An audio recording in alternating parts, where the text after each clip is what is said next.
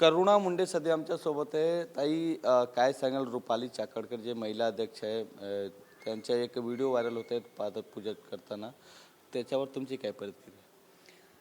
गेले 4 वर्षापासून मी महिला आयोग की अध्यक्षाचा इस्तीफा राजीनामा मी मागत आहे आणि आपल्याला दिसतोय आज आपल्याला खरोखर देवाने दाखवून दिलेला आहे की रुपाली चाकणकर कडे थोड एकदम बिनडोक महिला आहे आणि अशी महिलाला महिला आयोगाची अध्यक्षता करून ठेवलेला आहे, ज्याच्यामध्ये ती फक्त राष्ट्रवादीचा प्रचार प्रसार करत फिरत आहे आणि लोकांचे काही काम करत नाही.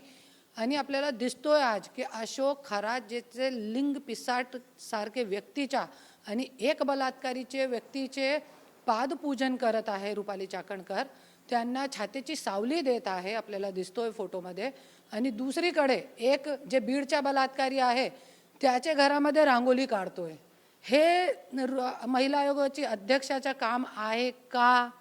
मी सरकारकडून विचारते आणि मी फक्त रुपाली चाकणकरचे हे खूप मोठा आणि महिलांच्यासाठी खूप कार्यकारी आणि कार्य सक्षम याच्यावरती अध्यक्ष असला पाहिजे जे महिलांच्यासाठी काम करू शकते. आणि माझ्याकडे आज मी काम करताना बघितलेलं आहे महिलांच्यासाठी काम करताना की महिला आयोगकडे जितकी तक्रार जाते कोणतेही तक्रारवर महिला आयोग काम करत नाही.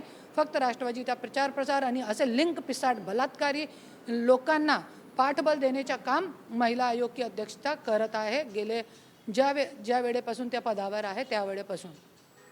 संजय राऊत यांनी महिला आयोगच्या अध्यक्षाला मूर्ख म्हटले आहेत. त्यांनी सांगितले आहेत की नैतिकता दाखवत तुम्ही राजीनामा द्यावा अशी मागणी त्यांनी केली आहे. कसं बघतात तुम्ही?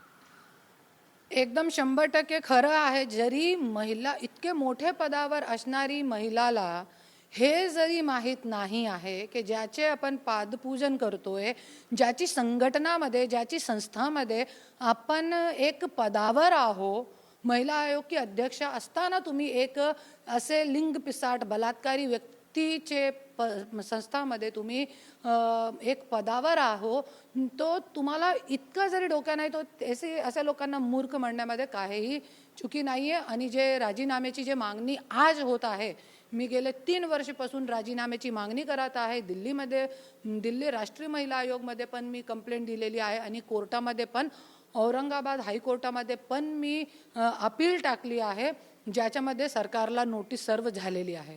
अजून एक बातमी आहे, बॉलिवूड अभिनेत्री आणि भाजप खासदार कंगना रनौत बद्दल पण तुम्ही काही बोलले आहेत. त्यांनी प्रियंका गांधीवर बोलले होते, त्यांना प्रत्युत्तर दिले आहेत, काय सांगाल? कंगना रनौत जी तुम्ही एक स्त्री आहे आणि आज तुम्हाला लोकांना बघून असा मतलब अस्वस्थ वाटते. प्रियंका गांधीला तुम्ही म्हणताय, अरे जे प्रियंका गांधीला तुम्ही म्हणताय चरित्रहीन, अरे ते प्रियंका गांधीची आज तक चुन्नी सरकली नाही. आणि इंटरनेटवरती तुमचे जे फोटो आहे ते बघून पुरुषांना अस्वस्थ वाटते, त्याच्या काय महिलांना पण अस्वस्थ वाटते. इतके नागडे भागडे फोटो आहे तुमचे. आणि तुम्ही आज BJPमध्ये गेले आणि साडी घालणं सुरू केला तर तुम्हाला आज लोक चरित्रहीन आणि अस्वस्थ तुम्हाला वाटते. BJPमध्ये जाऊन तुमची ड्रायक्लीन झालेली आहे का? आणि BJP नाही झाली, एक ड्रायक्लीन मशीन झाली. कोणाला पण पवित्र करून चलू द्या, काय पण बोलताय. अरे काय चाललंय आज पूर्ण भारतामध्ये? आणि तुम्ही तुमचे एकदा फोटो बघा, तुम्ही काय काय केलेला आहे. तुम्ही सांगितलं होतं, तुमचा एक इंटरव्ह्यू बघितला होता मी, तुम्ही मेडिटेशनमध्ये पण गेले होते आणि तुमच्या डोक्यावरती मला असं वाटते काहीतरी परिणाम झालेला आहे कंगना रनौतचे, क्योंकि ती डिप्रेशनमध्ये होती. 14 वर्षाची त्यांनी सांगितलेलं त्यांच्या इंटरव्ह्यूमध्ये की 14 वर्षाची वयामध्ये मी स्वतःच्या घर सोडून पळून आणि मुंबईमध्ये आलेली होती.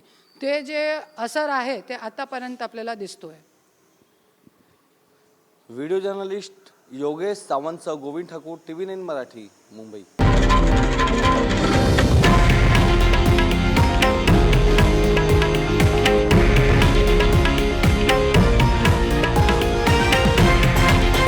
हे आहे देशातील नंबर 1 न्यूज नेटवर्क आणि आपण पाहत आहात TV9 मराठी, एकमेव.